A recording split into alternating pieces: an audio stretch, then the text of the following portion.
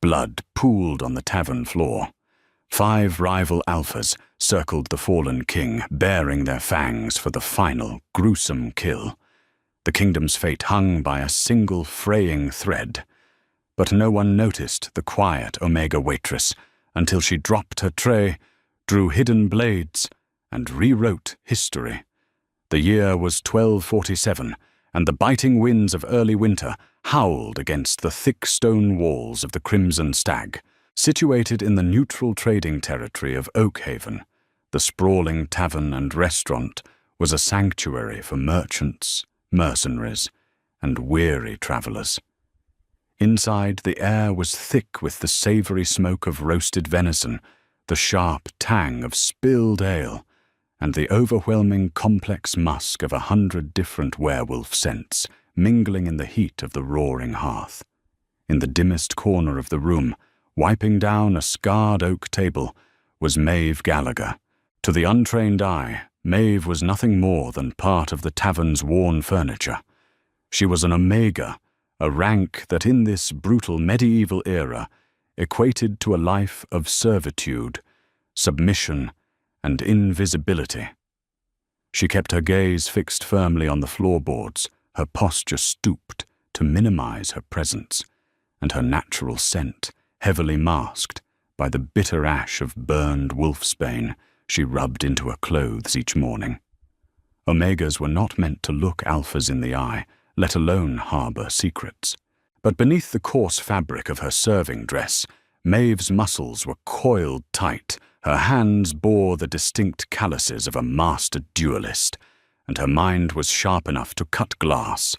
The heavy iron-wrought doors of the Crimson Stag groaned open, allowing a blast of freezing wind to bite through the tavern. The raucous laughter died in an instant. King Kaelin of the Winterborn Pack had arrived. Kaelin was a ruler of legend, a massive, broad-shouldered alpha whose progressive reign had brought unprecedented prosperity to the realm and earned him dangerous enemies. He was attempting to abolish the ancient blood laws that allowed alphas to treat omegas and betas as disposable property. Tonight he traveled incognito, wearing a simple traveler's cloak over his hardened leather armor, accompanied only by the heavy broadsword strapped to his back. He took a seat at a sturdy table near the center of the room, ordering a simple meal of roasted fowl and dark stout. Maeve watched him from the periphery. She noted the heavy bags under his piercing amber eyes, the slight limp in his left leg from a recent border skirmish, and the way his hand hovered just inches from the hilt of his blade. He was exhausted, running on the fumes of sheer willpower. Then the atmosphere in the tavern shifted. It was a subtle change, a sudden drop in the ambient noise, a chilling spike in the collective pheromones of the room. 5 men filtered into the restaurant, entering one by one over the course of 10 minutes.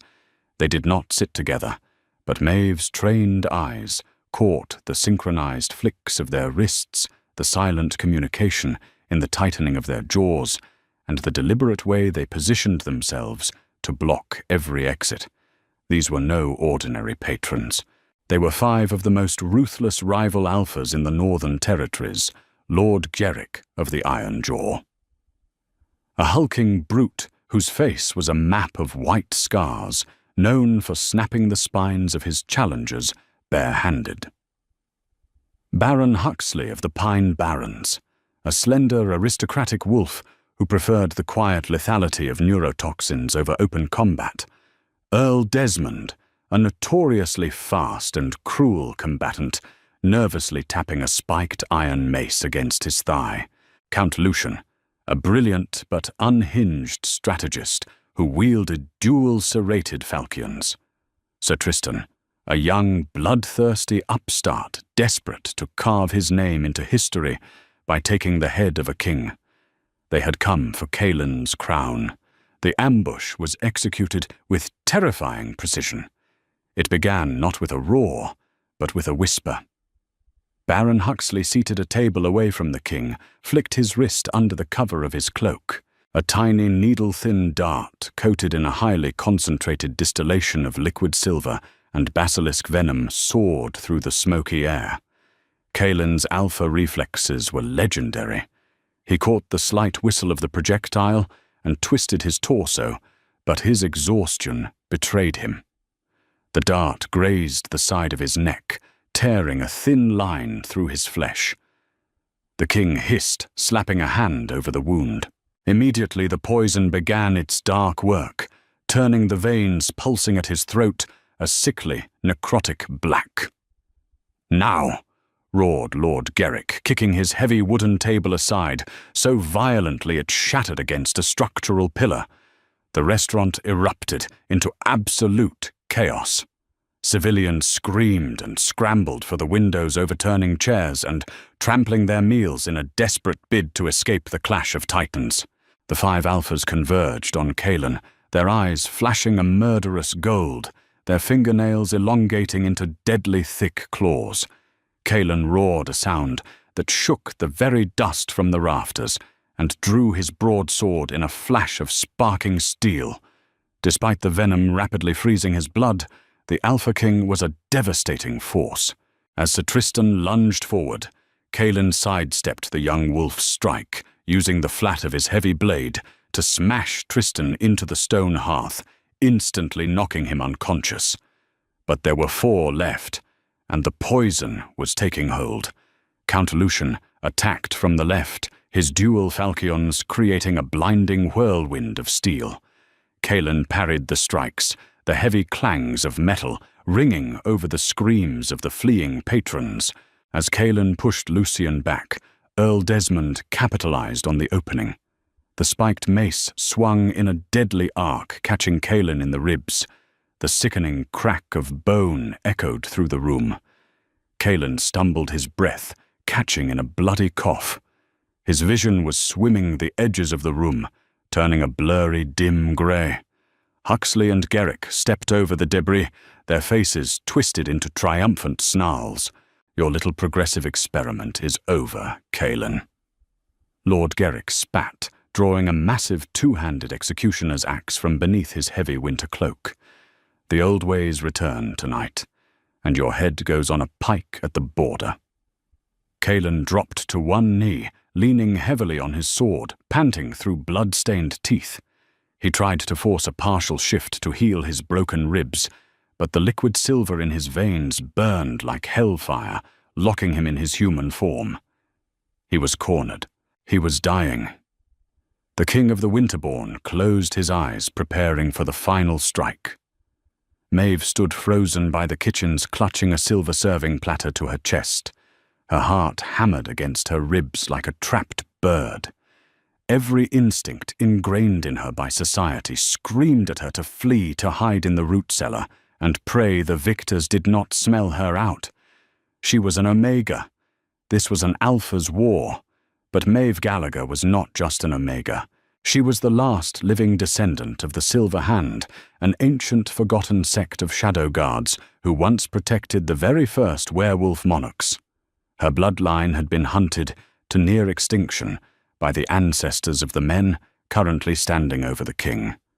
For 10 years she had hidden in plain sight, masking her scent, suppressing her aura, and practicing her lethal arts only in the dead of night, deep within the Oakhaven woods.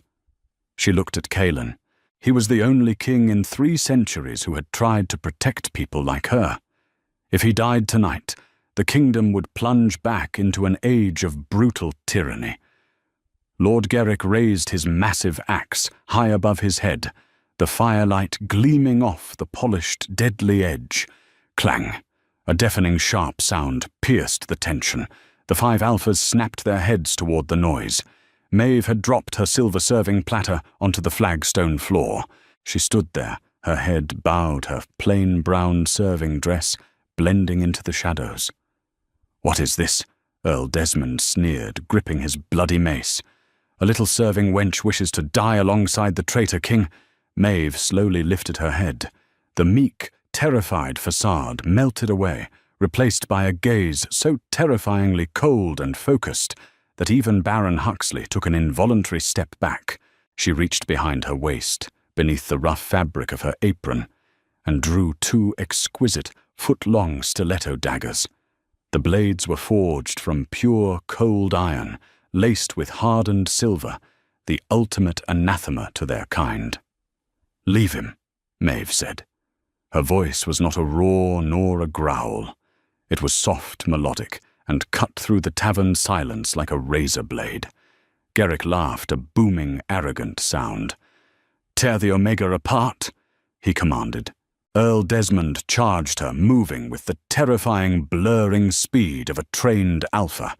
He swung his mace directly at her head, intending to crush her skull in a single blow.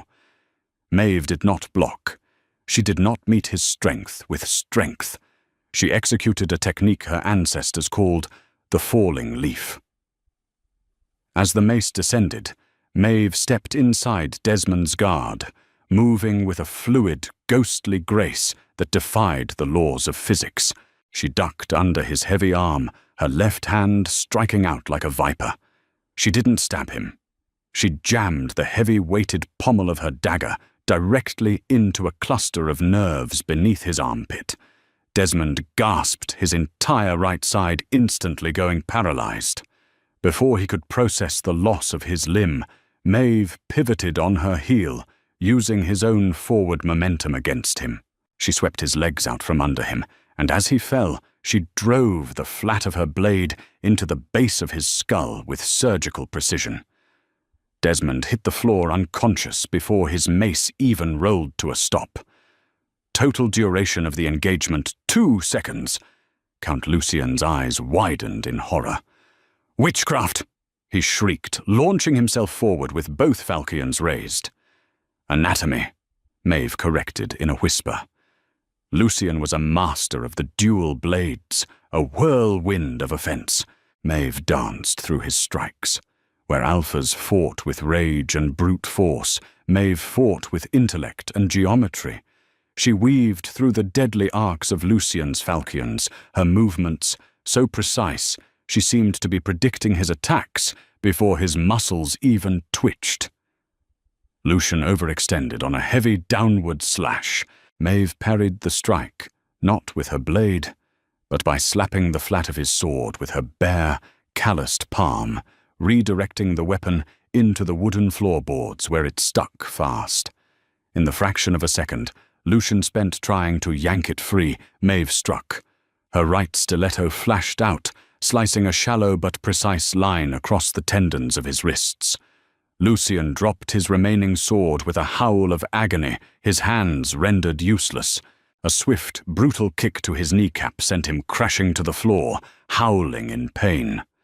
Baron Huxley, realizing the sheer impossibility of what he was witnessing, abandoned his pride and drew another poison dart, taking aim at Maeve's back. But Kaelin, fighting through the dark haze of the venom, saw the cowards move. With a massive grunt of effort, the king kicked a shattered chair leg across the floor. It collided heavily with Huxley's shin, throwing off his aim. The dart embedded itself harmlessly into a wooden pillar. Maeve didn't even look back. Hearing the commotion, she backflipped off a sturdy oak table, launching herself directly at Huxley. She landed heavily on his shoulders, wrapping her thighs around his neck in a deadly vice grip. With a vicious twist of her hips, she threw the Baron hard into the stone wall of the hearth. The sickening crunch of his collarbone signaled the end of his fight. He slumped to the floor, gasping for air. 3 alphas dismantled. Only Lord Garrick remained. The massive iron-jaw lord stared at the diminutive waitress, his bravado entirely evaporated. His eyes darted from the groaning bodies of his elite comrades to the calm, unbreathing stillness of the Omega. It broke every law of nature he had ever been taught. Omegas were weak. Omegas were submissive. Yet here stood a girl in a stained apron, her daggers dripping with the blood of lords, entirely unbothered. "Who? What in the hells are you?" Garrick bellowed his voice, trembling as he gripped his massive executioner's axe with both hands. Maeve slowly rotated her daggers, the silver flashing in the firelight. The heavy scent of wolfsbane ash had burned off her skin in the heat of the exertion. Now her true aura flooded the room, a scent of rain-soaked pine ozone, and an ancient, terrifying power that made the hairs on Kaelin's arms stand on end. "I am the waitress of the Crimson Stag," Maeve said softly, "and you have not paid for your meal." With a guttural roar born of absolute terror, Garrick swung his axe in a massive horizontal arc, aiming to cleave Maeve in two. It was a fatal mistake. The swing was too wide, too committed. Maeve slid forward on her knees across the ale-slicked floorboards, gliding right underneath the deadly arc of the heavy iron blade. As she passed beneath him, she slashed upward. Both of her silver stilettos found the unprotected gaps in Garrick's heavy leather armor, severing the major hamstrings in both of his legs. Garrick shrieked a sound of pure agony as his massive legs gave out entirely. He collapsed forward, his giant frame shaking the floorboards, completely immobilized. Silence descended upon the Crimson Stag, broken only by the crackling of the hearth and the ragged breathing of the defeated alphas. Maeve stood up slowly, wiping the blood from her blades onto a clean linen napkin she pulled from her apron. She sheathed her stilettos and turned her attention to the corner of the room. King Kaelin was slumped against the wall, his chest heaving, his amber eyes wide with absolute, unadulterated shock. He had seen the greatest warriors of a generation fight, but he had never seen anything like the deadly, beautiful dance of this unassuming servant. The venom was still ravaging his system, pulling him toward the brink of unconsciousness, but he forced himself to stay awake, mesmerized by her. Maeve approached the king. For the first time, she did not lower her eyes. She looked directly into his golden alpha gaze, holding his stare with an intensity that made Kaelin's wounded heart skip a beat. "Your Majesty," she whispered, kneeling beside him and reaching into a hidden pouch at her waist. She pulled out a small glass vial containing a shimmering golden liquid, a rare antidote her ancestors had guarded for centuries. "Drink this, quickly." As Kaelin's lips met the glass, his hand brushed against hers. A jolt of pure electric energy shot up his arm, settling deep within his chest. The mating bond, dormant and quiet for his entire life, suddenly roared awake like a blazing inferno. The king stared at the Omega Waitress, who had just slaughtered his enemies, realizing in one earth-shattering moment that this lethal, mysterious woman was not just his savior. She was his fated mate. The golden antidote surged through King Kaelin's veins, like liquid sunlight chasing away the freezing rot of the basilisk venom. Within moments, the sickening black hue retreated from his throat, replaced by the healthy flush of his accelerated alpha healing. He drew a ragged, deep breath, his lungs expanding without the sharp agony of broken ribs. The physical relief, however, was entirely eclipsed by the absolute tempest raging within his soul. The mating bond, a sacred, unbreakable tether, woven by the ancient moon deities, had locked onto the quiet waitress kneeling before him. Every instinct screamed at him to pull her close, to claim her, to protect her from the horrors of the world. Kaelin stared at her, mesmerized by the fierce, intelligent spark in her deep emerald eyes. Maeve, however, didn't melt into his embrace. The moment she registered the intoxicating, spicy scent of winter frost and cedar radiating from Kaelin, the undeniable olfactory signature of a fated mate, she snatched her hand back as if burned by hot iron. She scrambled backward, her worn leather boots slipping slightly on the blood-slicked floorboards of the Crimson Stag. Her breathing, previously calm and measured during the brutal skirmish, now hitched with undeniable panic. The legends of the mating bond were deeply ingrained in werewolf lore, but for an Omega being bound to an Alpha, especially a reigning monarch, usually meant a life locked away in a gilded cage, reduced to a mere breeding vessel. Maeve had spent her entire existence fighting for her autonomy. She was a descendant of the Silver Hand, an elite order of ancient assassins. She refused to become a royal pet. "No," Maeve whispered, shaking her head vigorously, her dark hair falling out of its messy bun. "This cannot be. The fates are exceptionally cruel tonight." She stood abruptly, her hand instinctively resting on the cold iron pommel of her sheathed stiletto. She looked at the groaning, incapacitated bodies of the 5 rival lords scattered across the tavern floor. "The authorities of Oakhaven will arrive momentarily. Your enemies are subdued, Your Majesty. My debt to the crown is paid in full. You will never see me again." She turned to flee toward the kitchen, intending to vanish into the dense, freezing woods. Before she could take a second step, Kalen was on his feet, his massive frame moving with startling renewed speed. He did not grab her. He knew better than to corner a deadly combatant, but he stepped into her path, blocking the exit. "You cannot leave," Kalen rumbled, his voice thick with authority and an underlying desperate plea. "You have just crippled 5 of the most powerful rival lords in the Northern Territories. Lord Garrick and Count Lucian have legions of loyalists who will tear this continent apart, searching for the Omega who humiliated them. You are entirely unprotected out there, Maeve." He knew her name from the tavern's employment ledger he had casually glanced at earlier. "Come with me to Highmount. Under my protection, no harm shall befall you. Furthermore, I require your unparalleled skills. My court is infested with vipers, and I am entirely blind to them." Maeve hesitated, weighing her grim options. Surviving the wilderness with a massive bounty on her head was a daunting prospect, even for a master assassin. Reluctantly, she nodded, accepting his temporary alliance. They bound the defeated Alphas in heavy iron chains, forged by the local blacksmith, loading them into armored transport wagons. The journey back to the towering fortress of Highmount was fraught with thick, suffocating tension. Kalen respected Maeve's boundaries, keeping a physical distance, but their eyes constantly sought each other in the dim light of the royal carriage, the magnetic pull of the bond humming between them like a plucked harp string. Upon arriving at the ancient stone citadel, Kalen immediately convened his inner circle in the Grand Council chamber. The room was a vast, echoing hall, illuminated by enormous chandeliers, filled with the wealthiest and most influential aristocrats of the realm.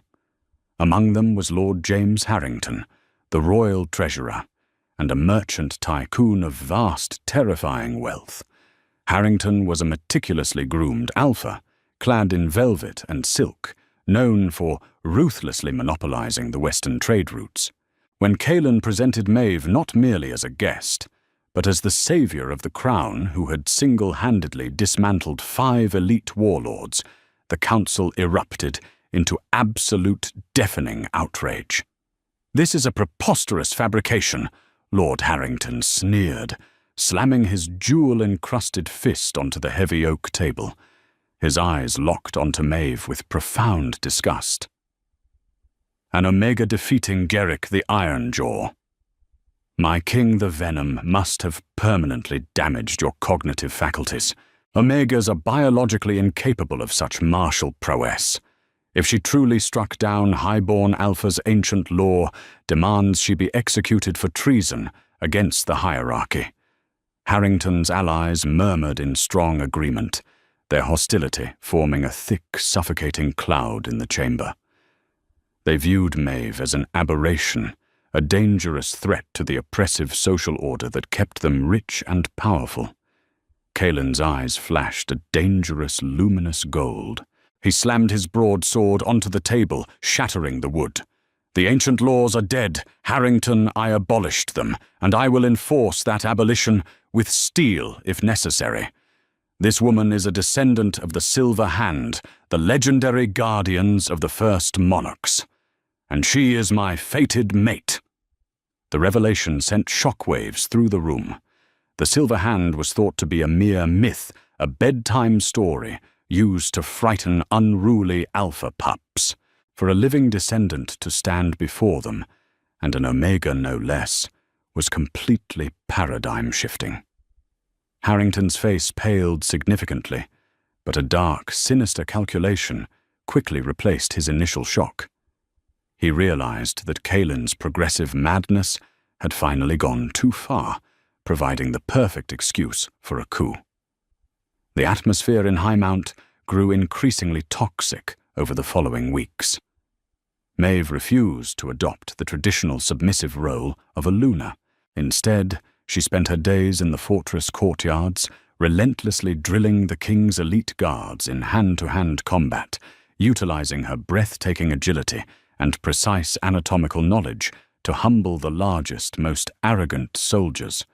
Kaelin watched her, with a mixture of profound awe and overwhelming affection, completely captivated by her fiery, unyielding spirit.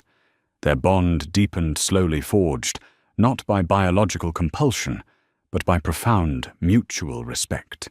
Yet beneath the surface of their growing romance, a deadly conspiracy was rapidly metastasizing. Lord James Harrington had not been idle. His immense, sprawling financial empire was secretly built upon the illicit trafficking of Omegas and the exploitation of indentured beta laborers, a dark economy that Kaelin's new progressive laws were actively destroying. Harrington had secretly bankrolled the initial assassination attempt at the Crimson Stag. Now, with the rival warlords imprisoned in the Highmount dungeons, Harrington knew he had to act swiftly before they confessed to his involvement.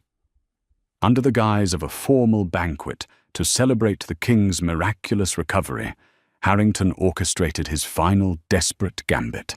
He hired a dozen elite foreign mercenaries, smuggling them into the fortress, hidden inside massive casks of imported wine. The grand banquet hall was awash in the warm glow of thousands of candles, filled with the joyous music of lutes and the clinking of crystal goblets. Maeve stood by Kaelin's side, wearing a stunning gown of midnight blue silk that concealed the twin silver stilettos strapped securely to her thighs. She had noticed the subtle, anxious twitch in Harrington's jaw and the complete absence of his usual sycophantic entourage. Her finely tuned instincts, honed by years of surviving in the shadows, screamed that an ambush was imminent. She leaned intimately toward Kaelin, pretending to whisper a sweet endearment into his ear. "Do not drink the wine," she breathed softly. "And prepare your blade. The guards by the western doors are impostors." Before Kaelin could react, Harrington raised his golden goblet high, his voice echoing loudly across the sudden, terrifying silence of the grand hall. "To the king," he shouted, his eyes wide with manic desperation, and to his swift, unavoidable demise, it was the predetermined signal. The heavy wooden doors burst open, and 12 heavily armored mercenaries flooded into the banquet hall, drawing jagged, poison-laced scimitars. Panic instantly consumed the aristocratic guests, who scrambled frantically beneath the long dining tables, their expensive finery tearing on the stone floor. Harrington drew a hidden crossbow from beneath his luxurious velvet cloak, aiming directly at Kaelin's chest. Maeve moved faster than the human eye could track. She kicked a heavy silver platter off the table, sending it spinning through the air. The platter struck Harrington's crossbow just as he pulled the trigger, deflecting the lethal bolt harmlessly into the vaulted ceiling. Kaelin roared, his terrifying alpha aura exploding outward instantly, dropping 3 of the weaker mercenaries to their knees in sheer biological submission. He drew his massive broadsword, stepping in front of Maeve to shield her. But Maeve did not want to be shielded. She smoothly drew her stilettos, stepping shoulder to shoulder with her king. They moved together in perfect deadly synchronization, a devastating hurricane of brute force and surgical precision. When a hulking mercenary lunged at Kaelin's blind side, Maeve vaulted off a sturdy wooden chair, driving her silver blade directly through the gap in the attacker's armor, severing his spinal cord. When two assassins tried to flank Maeve, Kaelin swung his broadsword in a massive, brutal arc, cleaving their weapons in half and sending them crashing into the stone walls. They fought not just as king and assassin, but as true equals, their souls perfectly aligned in the heat of combat. The battle was astonishingly brief. Within mere minutes, the 12 elite mercenaries lay groaning and incapacitated on the banquet floor. Harrington, realizing his coup had failed catastrophically, attempted to flee through a concealed servant's passage. Maeve pursued him with the speed of a hunting falcon. She tackled the wealthy lord to the ground, pressing the razor-sharp edge of her cold iron stiletto firmly against his pulsing carotid artery. Harrington whimpered, his aristocratic arrogance completely shattered by the terrifying cold fury burning in the Omega's emerald eyes. Kaelin approached slowly, his broadsword dripping his golden eyes, blazing with absolute, undeniable authority. He looked down at the trembling traitor, then turned his loving, reverent gaze to the incredible woman holding him captive. The following morning, Harrington and the 5 rival warlords were publicly banished, their vast fortunes seized and redistributed to the impoverished territories. Kaelin called a massive, unprecedented assembly in the courtyard of Highmount. Before thousands of his loyal subjects, he formally officially abolished the horrific caste system that had plagued their society for centuries. He declared that an individual's worth would never again be determined by their biological ranking. Then, in a moment that would be immortalized in history books forever, King Kaelin dropped to one knee before the quiet waitress from the Crimson Stag. He did not offer her a subordinate crown. He offered her the ancient heavy diadem of the supreme ruler. Maeve Gallagher, the hidden Omega, the lethal descendant of the Silver Hand, accepted his hand. They stood together on the high balcony, their fingers intertwined their auras, blending perfectly into a powerful unified force. The kingdom roared its approval, the sound echoing across the mountains. She was no longer just a mate, nor merely a Luna. She was crowned the absolute Alpha Queen, and under her vigilant, deadly, and compassionate reign, the realm experienced an unprecedented golden age of profound equality, true justice, and unshakable peace. The legend of the Omega Waitress who brought 5 Alpha warlords to their knees proves that true power isn't about the rank you are born into. It's about the hidden strength you cultivate in the darkest shadows. Maeve and Kaelin's epic journey from a bloody tavern brawl to the royal throne changed werewolf history forever. If this thrilling tale of rebellion, forbidden romance, and breathtaking combat kept you on the edge of your seat, hit that like button, share this video with your fellow fantasy lovers, and subscribe to our channel for more epic, jaw-dropping stories.